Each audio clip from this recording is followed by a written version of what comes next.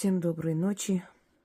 Итак, друзья мои, хочу вам подарить еще один необычный ритуал. Слова этого ритуала я нашла очень давно, я даже не знаю, сколько лет назад, еще мой ребенок не был рожден. Изучала историю Халдеи, древнего Вавилона.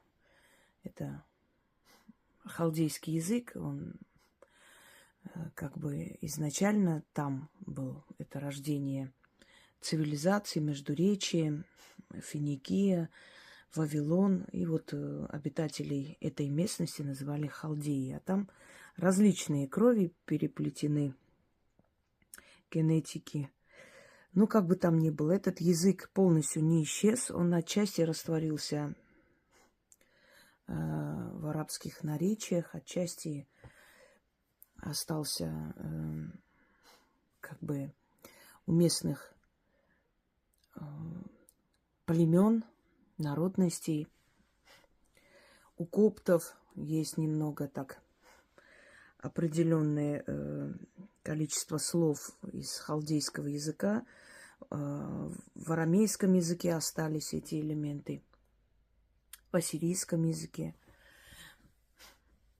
И там был такой интересный ритуал, который проводили жрецы. Нужно было на убыльный месяц, то есть когда луна начинает убывать, на, значит, 12 дощечках писались клинописью определенные вот слова. И профессора, которые исследовали, которые вообще в истории, в профессии история, в науке история, есть определенное количество, скажем, ученых, да, историков, которые в основном, то есть специализируются, вот у них такая узкая специальность, они, конечно, знают и мировую историю, но есть, например, египтологи, востоковеды, да. Вот у меня, значит, моя дипломная работа, мои все научные эти труды, которые я сдавала, как все студенты нашего университета, у меня в основном были, значит, с востоковедческим уклоном. Поэтому меня можно назвать востоковедом больше. Были те, кто интересовался историей Европы. Обычно так отделяют студентов, отмечают, у кого какая больше профессиональная наклонность. И если, например, оставляет в университете преподавать, вот и знают, что вот этому можно дать историю Востока. Это египтолог больше подходит. Некоторые преподают много лет историю Азии, Африки, там, Европы и так далее. И когда эти преподаватели к нам приходили, мы уже просто видели, что они наизусть знают эту тему свою. Но поскольку, когда ты 10-15 лет одну и ту же тематику преподаешь, ты просто это знаешь уже на зубок. И вот подобные специалисты по востоковедению эти клинописи расшифровывали. И получали определенные слова, значит, сопоставляли современными языками и так далее. И есть такие определенные тексты. Вот я это нашла в редких книгах, изданных в 1700 даже каком-то году. В нашей библиотеке были очень старинные книги наших русских историков-востоковедов. И там очень много интересного. И когда у тебя есть, скажем, заинтересованность, да, то, естественно, тебе приходит, на ловца и зверь бежит. Тебе приходят именно те темы, которые ты чаще всего затрагиваешь, изучаешь, ты узнаешь очень много нового, полезного, что в твоей работе обязательно пригодится. Так вот, этот текст и определенный знак, печать. Я в конце ролика все это соединю и выставлю, вы можете остановить и переписать. Значит, они угольками писали этот текст, клинопись, но здесь, конечно, и словами дам вам. И на 12 дощечках, и на каждую ночь, 12 дней подряд, сжигали эти доски, выговаривая вот определенные слова. Естественно, там все четко, ясно не сказано, что и как нужно было делать. Потом нужно было этот пепел развеять по ветру. Это очищение и избавление от бедствий в жизни, от трудностей, но, говоря на современном языке, от проблем, от нескончаемых потоков проблем, которые иногда время от времени у нас происходят в жизни. И я, естественно, это все переписала, сохранила и попробовала. Но самое главное, надо помнить, что надо на убыльную луну, убыльный месяц. Когда луна убывает, уменьшается, в это время чаще всего и лучше всего работают различные чистки и прочее. Вообще можете посмотреть у меня лекцию «Луна в магии». Там я объясняю значение Луны, лунных циклов, когда, что лучше проводить, в принципе, и когда лучше и сильнее срабатывает, какой цикл, да, значит, круглый месяц, там, это у нас полнолуние, вот сегодня у нас, кстати, полнолуние, поэтому немножко меня так, говоря на современном сленге, штырит слегка головокружение, но уже вроде проходит. Мы очень чувствительны к этим всяким изменениям в природе, в мироздании. Так вот, нарастающий месяц, убыльный месяц и так далее. Нарастающий лучше деньги делать, полнолуние точно так же, любовные денежные ритуалы, на убыльные чистки. Но иногда есть ритуалы, которые с Луной, с фазой Луны не связаны, они работают в любое время, но сильнее всего денежные ритуалы получаются, когда Луна растет, и полнолуние. Любовные также, когда Луна растет, и полнолуние.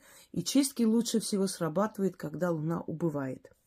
Очень многие чистки в древние времена, значит, связывались с Луной. Обязательно нужно было следить этот цикл. Если идти к ведьме, то обязательно надо было знать, когда идешь, чтобы она тебя приняла и очистила. Итак, значит, я немного перевела на современный лад. 12.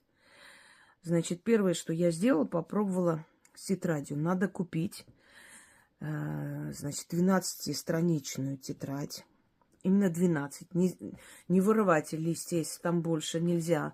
Тетрадь должна быть такой... Нельзя целостность нарушать. Как и свечи нельзя срезать и наполовину сжигать. Целостность нарушать нельзя. Но я думаю, не составит труда 12 листков тетради, да, найти тетрадь с 12 листьями. Можете несколько штук взять на всякий случай. Оплатите либо картой, либо, так, чтобы сдачи не взять. Значит, любой день можете купить и подготовить. И как только Луна начинает убывать, вот убыльная, наверное, у нас будет на 3-й день. Один день он будет круглый, потом начинает убывать уже. Вот. Даже если вы 12 дней будете делать и, например, кто-нибудь начнет чуть позже, да, и достигнете того времени, когда начинает Луна расти, ничего страшного. Вы это начните на убыльный месяц, и 12 дней вот этот цикл непрерывно нужно продолжать. Значит, на 12 листьях пишите вот эти слова и чернилами, природным материалом или карандашом. Маркером нельзя. Пишите, значит, эти слова, рисуете эту печать 12 раз на всех листьях. И первый же день, когда вы это сделали, вырываете первый лист, читайте 6 раз эти слова, сжигайте на свече, на огне свечи. Или спичкой можно. Ну, на свече так удобнее просто. Поставьте свечу. И можете этой свечой же все эти 12 дней делать. Прятать свечу и использовать можете другой. Тут не имеет значения. Главное, зажигалкой нельзя. Это должен быть природный огонь.